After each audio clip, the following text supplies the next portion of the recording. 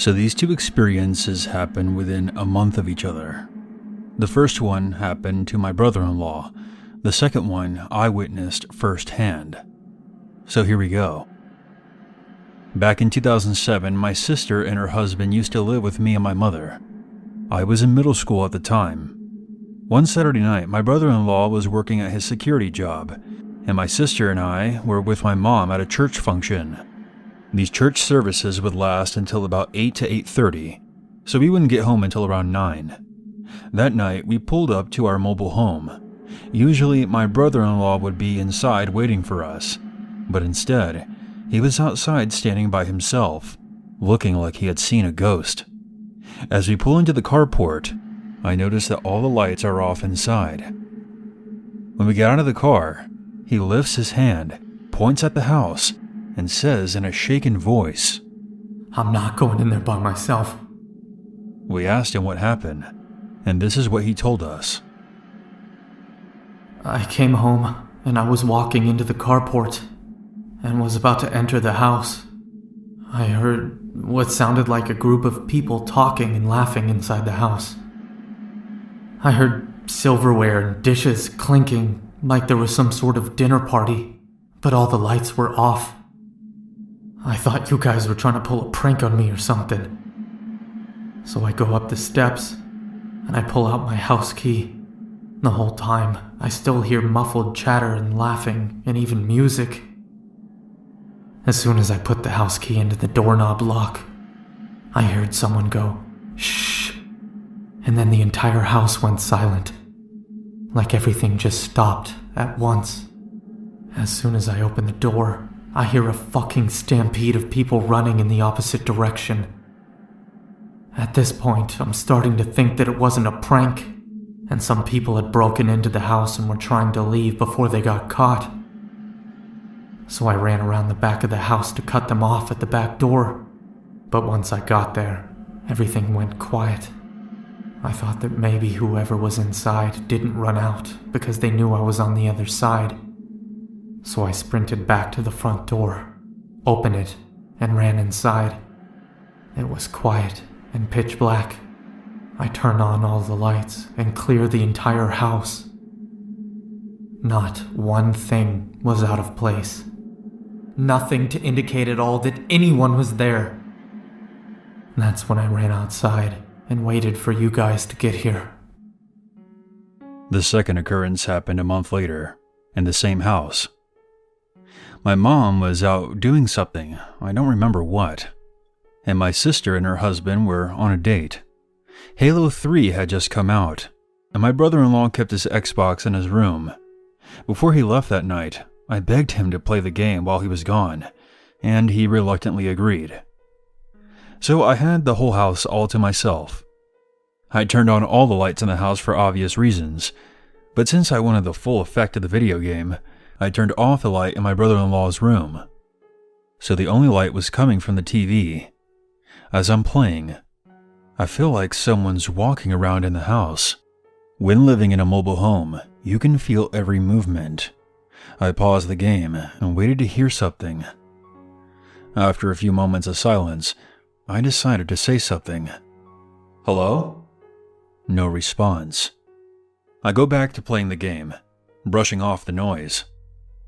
A few moments later, I see a shadow from under the door out of the corner of my eye. I pause the game and look directly at the door, and the shadow moves out of sight. At first, I think someone had come home early, so I call out again, but I get no response. Now I'm getting a little freaked out and sitting in the dark room trying to hear any noises in the house. All of a sudden, I hear the refrigerator door open. Everybody knows that sound. I get up and open the door. I look to the left where the kitchen was. The refrigerator door was closed, but the kitchen light was now off. In fact, all the lights on the left side of the house were off. Now I'm low-key starting to panic, thinking that there's a burglar or something in the house. So I quietly walk to the living room, keeping my eye on the dark dining room area, and then turn on the TV, turning up the volume as loud as I can. I then turn on the kitchen light, which slightly illuminates the dining room. I then quickly turned on the dining room light and jumped into the middle of the room, yelling, hoping that I would frighten any trespassers. However, no one was there. I then ran through the entire house as fast as I could, bashing doors and yelling as I do so. No one other than me was inside the house, and all the doors and windows were closed and locked. If someone had opened the fridge, they wouldn't have had enough time to get past the door to go outside without me seeing. I go back into my brother-in-law's room, lock the door, and blast the TV as loud as I could, and played Halo 3 until my mom got home. I know that our landlord's parents had both died inside that house of old age. The kitchen and the dining room were the spots where most of the activity took place. Before this, I didn't really believe in ghosts or demonic entities, but the power of experience is persuading. Who doesn't love a good ghost story, especially around the holidays? I've reviewed countless accounts of the paranormal and supernatural in online articles and TV shows. I speak from experience when I say, until it happens to you, you will have a hard time believing any of these stories. I openly admit that some are more plausible than others, and most of the ones you hear about nowadays are just made-up garbage. With that being said, I will ask the listener to please keep an open mind. My goal in submitting my story is not to convince anyone of the existence of the paranormal, but to simply share my experience with the world. Perhaps someone in the audience has gone through something similar and can have some type of reassurance that they're not alone and that there are some things out there that science cannot always explain. But I must warn you, things are going to get pretty deep. Back in law school, my professor would often say, sometimes it's hard to remain objective in a subjective reality. I couldn't agree more. I come from a very wealthy family. My grandfather was the co-founder of one of the biggest pharmaceutical corporations in Canada. My father followed in his footsteps and eventually became CEO when my grandfather became too old to run the company. I'm not going to get into this too much, but this all played a pretty significant role in me pursuing my law degree. I love my family, but I am not blind to the unfair practices that pharmaceutical corporations get up to, and my family's company is no exception. That's partly why I decided to become a labor attorney. I wanted to protect the little guy from being screwed over by the big corporations.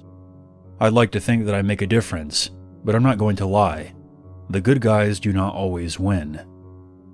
This story isn't about that, and I'm sorry if I sound like I'm preaching. I just wanted you guys to know a little bit about me. Now let's turn back the clock to the winter of 1985. It was late December, right around Christmas time.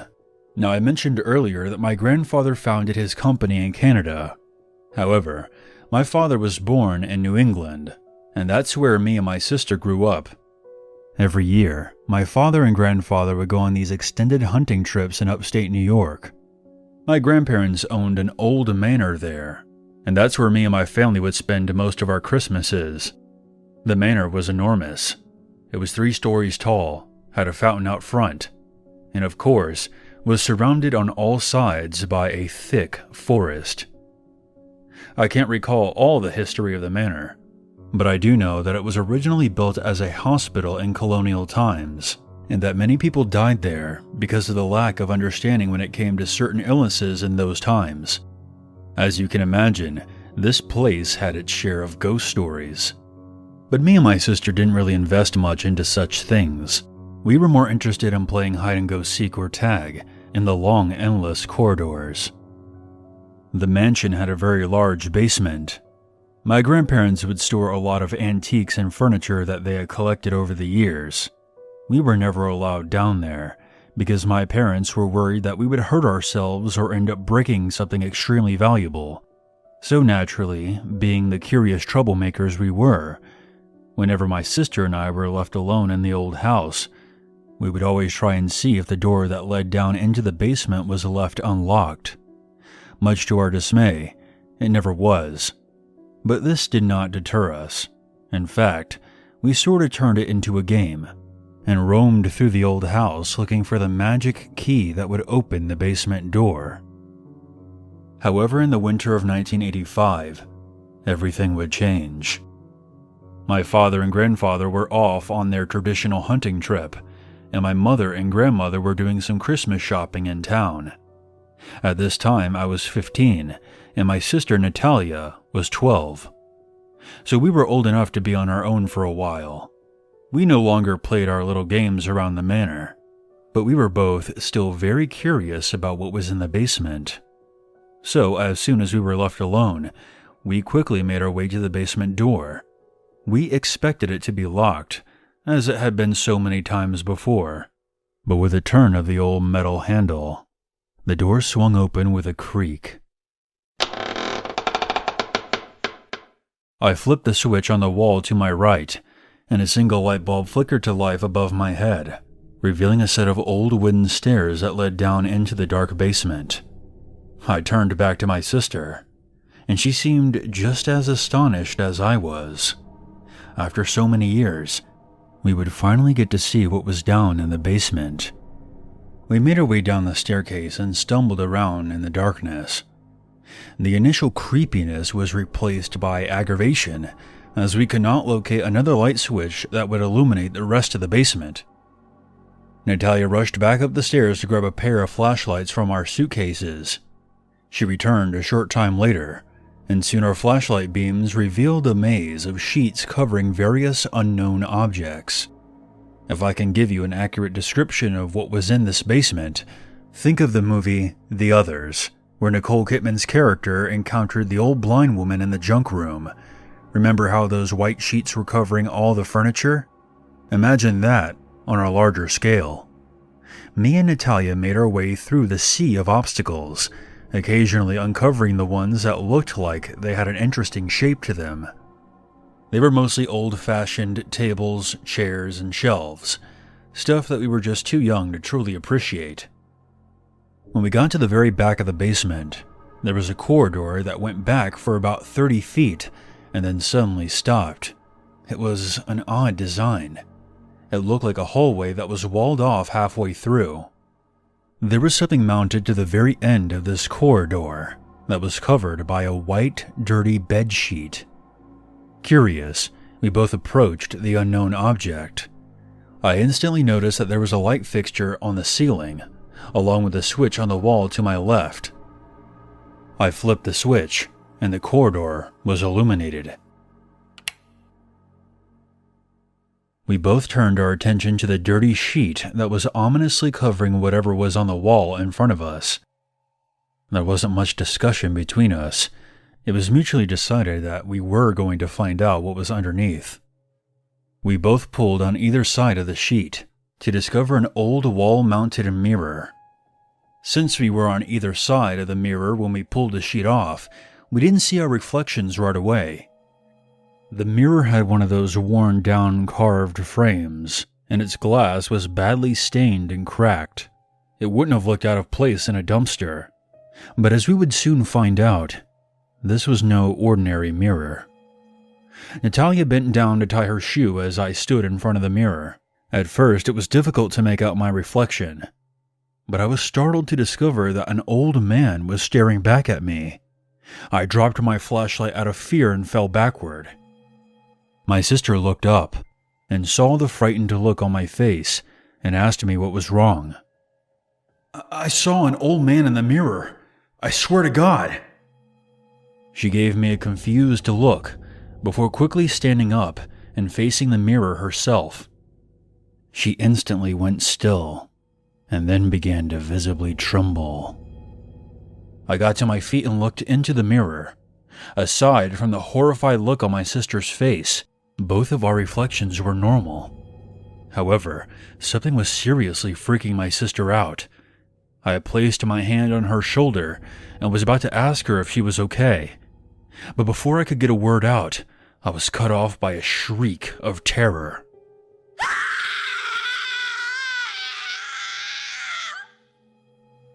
My sister screamed so loud, I'm surprised she didn't shatter the old mirror. She took off back into the basement and up the stairs. I looked one last time at my blurry reflection before turning off the light and following my sister back up the stairs. Natalia was inconsolable after that. She spent the rest of that night crying in bed. From that day forward, Natalia wasn't the same person. She became cold and distant, and this lasted for years. As she got older, she became bitter towards everyone, and had these night terrors where she would wake up screaming, always standing in front of her dresser mirror. I knew that whatever she saw in that old mirror in my grandparents' manor was the root cause of all of this. What I saw in its reflection was certainly frightening, but I eventually put it behind me. Whatever she saw must have been much worse, to the point where it mentally scarred her. I tried talking to her about it several times, but she would always shut me down, even threatening to kill me in my sleep on one occasion. I brought up what happened in the basement to my parents, but all they did was scold me for going down there. Natalia's strange behavior didn't go unnoticed by my parents, and it wasn't long before she was attending therapy, and shortly after, was diagnosed with schizophrenia. The night terrors became worse, and she even started sleepwalking. She would go to the different mirrors in our house and just stare into them for hours before screaming. From a young age, Natalia had a gift for drawing pictures. Before that day at the manor, she would draw typical pictures of our family holding hands, flowers and birds, etc. But after that day in the basement, she would draw these pictures of a mangled-looking woman who had half of her face missing. Natalia's mental health would continue to deteriorate, and as it did, she was put on a cocktail of different medications. The drugs stopped the screaming, but Natalia became a shell of her former self, reduced to just sitting and staring blankly off into space. This tore my family apart. My parents could never agree on how to go about treating Natalia. My father wanted to commit her to a mental hospital, but my mother was adamantly against that. This caused them to fight a lot, and they would eventually divorce many years later. Shortly after graduating high school, I moved out of my parents' house. My dad rented out an apartment for me while I attended college, and I was grateful for that. As difficult as it is for me to admit, I did not want to be around Natalia anymore, and I no longer wanted to watch my mother try so desperately to get through to her, trying to bring back the sweet girl she once was. Some time passed, and one day I received a phone call from my dad. I could tell by the sound of his voice that he did not have good news. He eventually told me that my sister had wandered away from the house the night before and made her way to a nearby busy highway.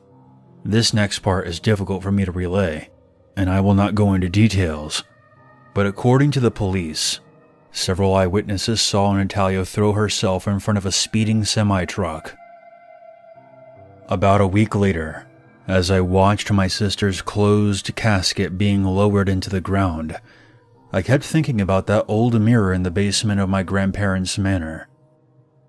With my sister's diagnosis and the passing of time, I had forgotten all about that day, and I began to wonder, what did she see in its reflection that day? That question wouldn't be answered until many years later. In 2017, my mother passed away, and me and my wife spent a couple of days gathering all of her belongings from her house before we put it on the market. In my mother's attic, I came across a box marked Natalia. The box contained some of my sister's old clothes and other small things. At the very bottom of the box, I found a large folder. In this folder were some of Natalia's old drawings. I flipped through the pictures. Most of them were drawings of our happy family, holding hands with big smiles on our faces. All except for one. When I got to the very last drawing in the folder, tears began to roll down my face as I held up that last picture. The question that has haunted me for so many years was finally answered. The drawing was of a little girl staring into an old mirror, and the mirror's reflection was a mangled woman with half a face.